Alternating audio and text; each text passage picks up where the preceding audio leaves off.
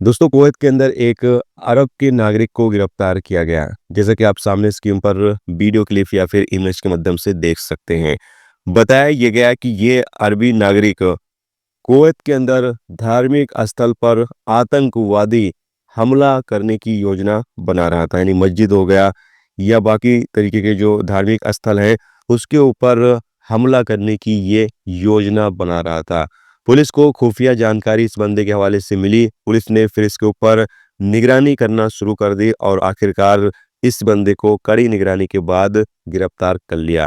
गिरफ्तार करने के बाद जब इसके घर की तलाशी ली गई तो घर में से विस्फोट बनाने में इस्तेमाल किए जाने वाले जो सामान आते हैं, वो बरामद किए गए। और भी कुछ विस्फोट ये तैयार कर चुका था, वो भी बरामद किया गया। तो इससे ये पुष्टि हुई कि ये वाकई में धार्मिक स्थलों को उड़ाने के लिए धार्मिक स्थलों इससे ये पुष्टि हुई कि ये वाकई में धार्मिक स्थलों पर हमला करने की योजना बना रहा था। जिसके बाद इस बंदे को गिरफ्तार करने के बाद आगे अधिकारियों को सौंप दिया गया ताकि आगे इस बंदे के खिलाफ जबरदस्त कानूनी कार्रवाई की जाए।